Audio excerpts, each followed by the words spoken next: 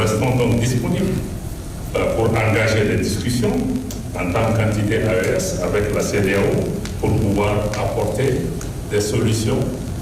La conquête de la souveraineté passe avant tout par l'exploitation des ressources nationales au profit de nos populations.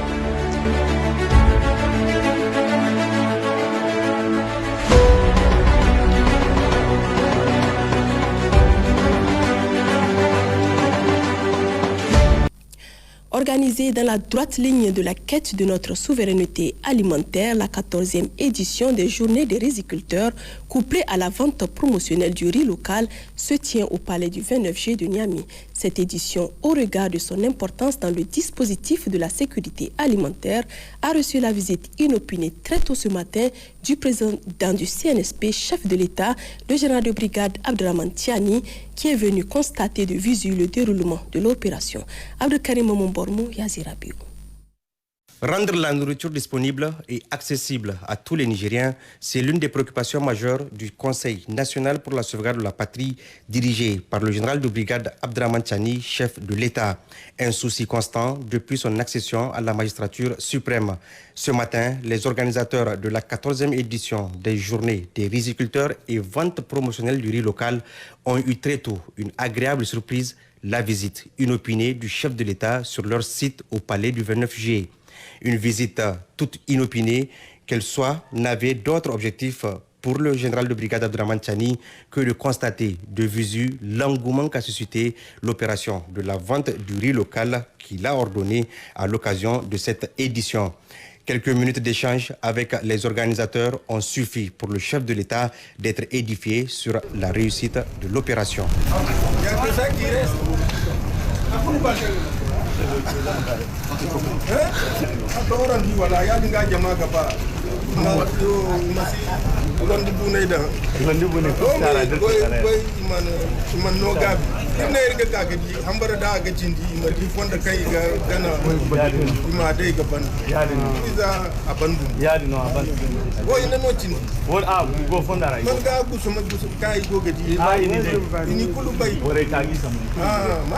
Et justement, un des promoteurs de cette édition en témoigne à travers des propos qui cachent à peine sa joie de cette visite du chef de l'État. Ce lundi matin, le mot nous manque.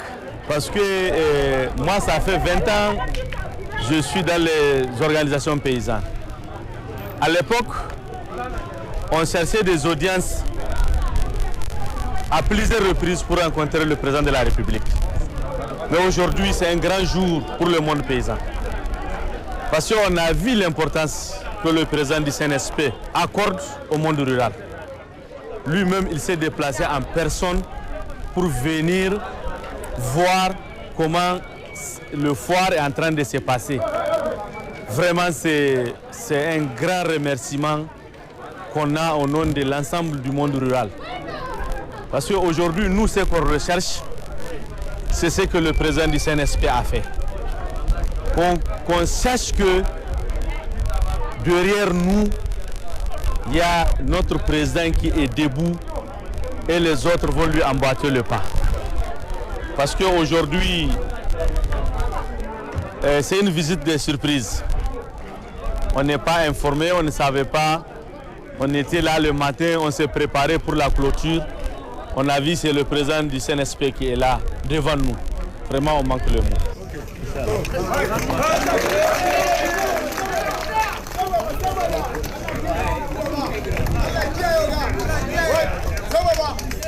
Au regard du bon déroulement de cette opération qui prend fin aujourd'hui, tout laisse à croire qu'elle sera prolongée ou rééditée, d'autant plus que les besoins sont réels et la disponibilité du riz y est. Le ministre d'État, ministre de la Défense nationale, le général de corps d'armée Salifou Moudi, a présidé ce matin au groupement d'instruction de Tondibia la cérémonie officielle de présentation au drapeau national du contingent 2024 première vague. Ce contingent est composé de 1958 soldats répartis en 16 compagnies qui viennent ainsi renforcer les rangs des forces armées nigériennes. Amadou Toujani Oumarou, Ousmane Konati. 9h00, arrivée du ministre d'État, ministre de la Défense nationale, le général des corps d'armée Salifou Moudi, au groupement d'instruction GI Tondibia. Après les honneurs à lui rendus par un détachement militaire et la revue des troupes, les ministres d'État, ministres de la Défense nationale, prennent place à la cérémonie solennelle de présentation au drapeau national du contingent 2024 première vague. À ses côtés, les chefs d'état-major des armées ainsi que plusieurs responsables des forces de défense et de sécurité. Un moment historique qui marque la fin d'un voyage exigeant, à savoir plusieurs mois d'intense formation et le début d'une carrière prometteuse pour ces 1958 nouveaux soldats. Un moment de fierté surtout et du devoir accompli pour le lieutenant-colonel Abdul Nasser Alfari Yacouba, commandant du groupement d'instruction GI Tondibia. À vous, recrues du contingent 2024 de la première levée. Aujourd'hui est un jour de fierté, d'accomplissement et aussi marque le début d'une nouvelle étape, non seulement dans vos carrières, mais aussi dans vos vies. Vous avez été formés pour protéger, pour servir et pour construire. Vous faites désormais partie des gardiens de la sécurité, des bâtisseurs de l'avenir et des piliers du développement de notre société. Pendant cette formation, vous avez acquis des compétences techniques, des connaissances approfondies et surtout un esprit de corps. En ce jour de célébration, soyez fiers de ce que vous avez accompli, mais restez toujours humbles et prêts à apprendre. Retenez surtout que la protection de nos peuples et la construction d'un futur prospère dépendent de notre engagement à servir. En tant que citoyens de cette nation fière et souveraine, nous avons le devoir absolu et commun de la servir avec honneur et fidélité, ainsi que de contribuer à son développement. Et c'est ainsi que le Niger gagnera. Occasion pour les ministres d'État, ministres de la Défense nationale de revenir sur le contexte sécuritaire actuel du pays, caractérisé par plusieurs défis, avant de rappeler au contingent sa noble et exaltante mission. Ce contingent, constitué de 1958 soldats, issus de toutes les contrées de notre pays, renforcera les effectifs de notre armée et plus particulièrement le commandement des forces de protection et de développement CFPD qui a pour mission, je cite, de garantir la sûreté, assurer la sécurité et la protection des activités d'exploitation des sites d'intérêt stratégique, des corridors stratégiques, des projets et activités de développement socio-économique et participer aux actions de développement de la nation. Fin de citation. La nécessité d'une telle force s'impose au regard du contexte sécuritaire actuel, caractérisé par des menaces récurrentes sur les intérêts stratégiques de notre pays, comme le démontrent à suffisance les sabotages de quelques installations pétrolières. Ces activités criminelles mettent surtout en évidence la dimension de la tâche à accomplir par ces jeunes soldats, qui sont aussi appelés à travailler dans des environnements austères où seul le courage, l'endurance et la persévérance permettent de vaincre l'adversité. Ce qui m'amène à transmettre au chef de corps du groupement d'instruction de Tondibia, à l'ensemble du personnel, instructeurs et de soutien, les plus vives félicitations du général de brigade Abdourahmane Chani, président du Conseil national pour la sauvegarde de la patrie, chef de l'État, chef suprême des armées, pour leur disponibilité et l'enthousiasme manifesté au cours de cette formation. Je leur exprime aussi ma profonde gratitude pour le travail accompli avec passion.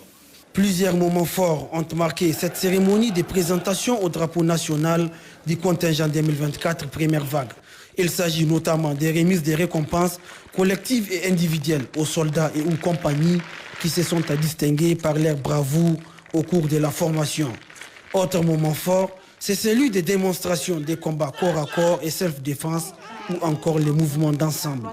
Le clou de la cérémonie était surtout le défilé des 16 compagnies qui composent le contingent 2024 première vague du groupement d'instruction GI Tondibia. Au Burkina Faso, un espace de souveraineté, de paix et de prospérité partagée au bénéfice de leur peuple, une volonté et une ambition des chefs d'État de la Confédération AES, réaffirmée par les ministres des Affaires étrangères des 3 pays. Réunis à Ouagadougou, ils entendent asseoir une position commune et une stratégie d'ensemble qui définirait les liens de collaboration futurs entre la Confédération AES et la CEDEAO après le 28 janvier, date de retrait du Burkina Faso, du Mali et du Niger de la CEDEAO. La rencontre de Ouagadougou est sanctionnée par un communiqué final. Le compte-rendu d'Adama Guiti et Isia Kanana. Après une journée d'intenses travaux, la réunion des ministres des Affaires étrangères de la Confédération des États du Sahel est sanctionnée par un communiqué final. Depuis Ouagadougou, les ministres des Affaires étrangères du Burkina Faso, du Mali et du Niger saluent le leadership, la vision éclairée et la détermination sans faille des présidents Traoré, Goïta et Tchani. Des chefs d'État résolument engagés et déterminés à faire de la Confédération des États du Sahel un espace de souveraineté, de paix et de prospérité partagée au bénéfice de leur peuple. Ils ont salué l'adhésion massive et spontanée des populations africaines à cette vision, confortant ainsi la portée panafricaniste des actions confédérales. Les ministres ont eu une convergence de vues sur l'approche globale des futures négociations avec la CEDEAO dans l'intérêt supérieur des populations. Au terme de leurs travaux, les ministres ont exprimé leur reconnaissance à son Excellence le capitaine Ibrahim Traoré, président du Faso, chef de l'État, pour son leadership et son engagement aux côtés de ses homologues du Mali et du Niger en vue de restaurer la dignité des populations du Sahel. Cette réunion dans la capitale burkinabé devrait permettre à l'AES de disposer d'un document stratégique solide, essentiel pour mener à bien les discussions avec la CEDEAO après le 28 janvier 2025, date butoir du retrait des pays de la Confédération de l'instance sous-régionale ouest-africaine. Nous comprenions que désormais, les discussions au sein de notre espace doivent tenir compte de l'existence de l'AES, c'est-à-dire le Burkina Faso, le Mali et le Niger, en tant qu'acteurs unis pour pouvoir avoir des discussions avec la CEDEAO dans un esprit de coexistence pacifique, dans un esprit de responsabilité, mais surtout dans le souci de pouvoir préserver les intérêts des populations, les intérêts de toutes les populations. Je pense que c'est ça aujourd'hui notre préoccupation majeure. Nous restons donc disponibles pour engager des discussions en tant qu'entité AES avec la CEDEAO pour pouvoir apporter des solutions aux préoccupations de nos populations, mais également aux préoccupations de nos États. L'AES marque sa disponibilité au-delà de la CEDEAO à coopérer avec tous les pays du monde, épris de paix, épris de prospérité, dans le respect de notre souveraineté et dans le respect de la dignité de nos peuples. Et j'appelle aussi nos populations et au-delà de la diaspora à participer massivement à la célébration de l'an 1 de notre sortie de la CEDEAO le 28 janvier 2025. La Confédération des États du Sahel veut désormais s'imposer dans le concert des nations. Et la rencontre de Ouagadougou matérialise la volonté du Burkina Faso, du Mali et du Niger d'asseoir une position commune et une stratégie d'ensemble qui définissent les liens de collaboration futurs entre la Confédération des États du Sahel et la CEDEAO, basée sur la franchise.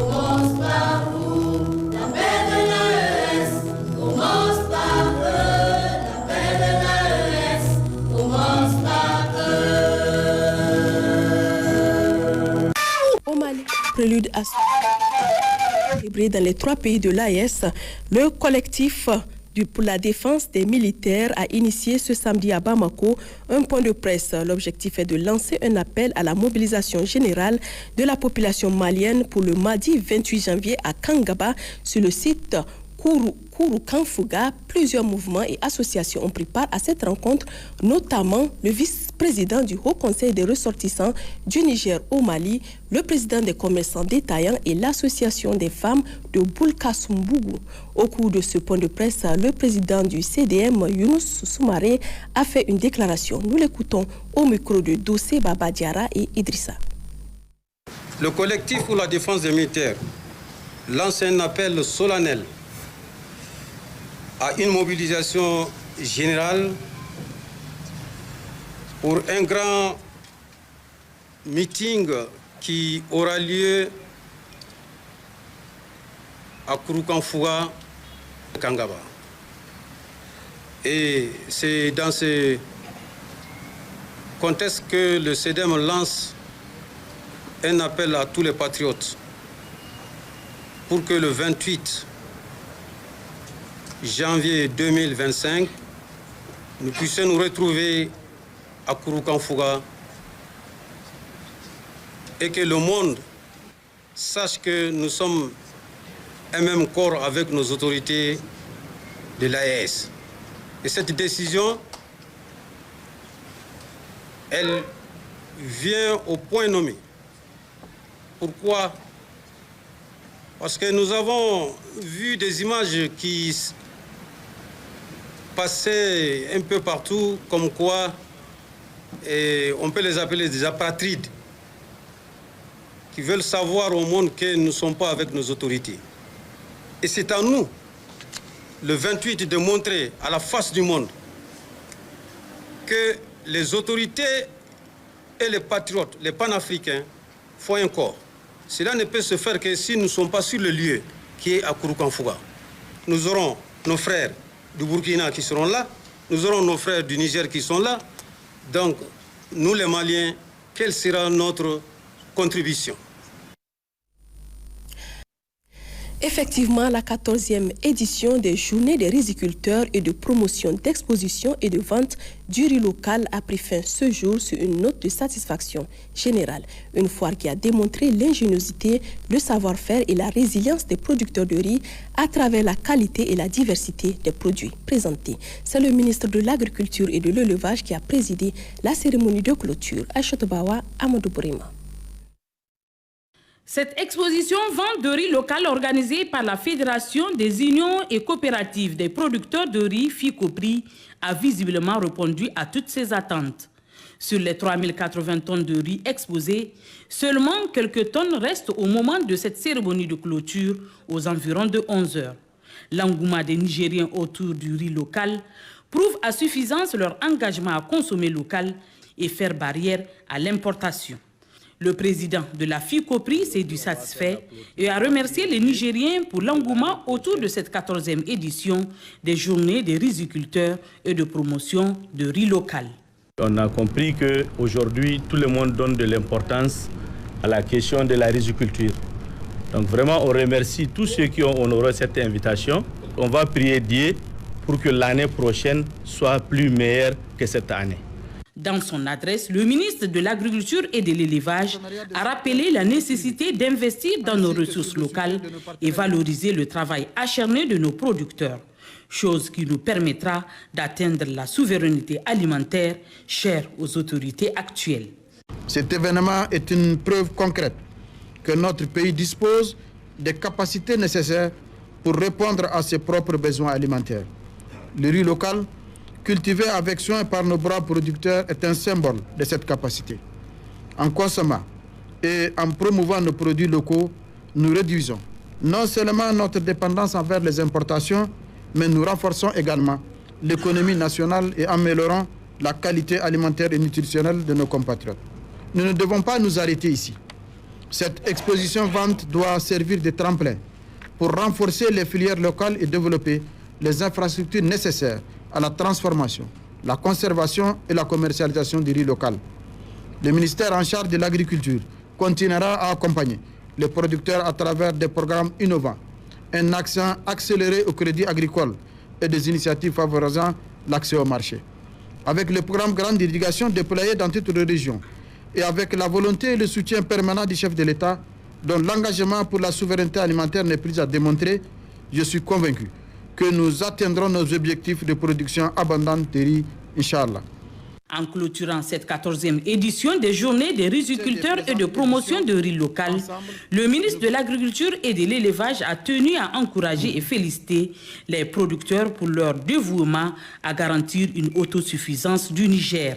Le ministre colonel Mahaman El Hadj Ousmane a saisi l'occasion pour leur annoncer une bonne nouvelle, celle du président du Conseil national pour la sauvegarde de la patrie, chef de l'État, qui a donné les instructions au directeur général de l'OPVN pour racheter l'ensemble du stock restant au profit des vaillantes populations afin de les soutenir au moment opportun.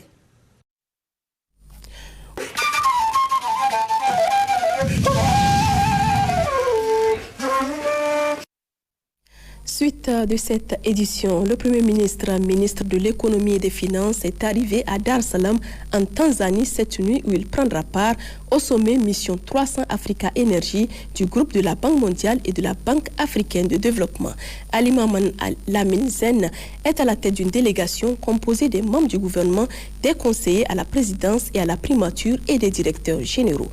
Nos envois spéciaux Abari Amiti et Ousmane Sani Abdou. C'est à Dar es Salaam en Tanzanie que le sommet Mission 300 Africa Energy se tient.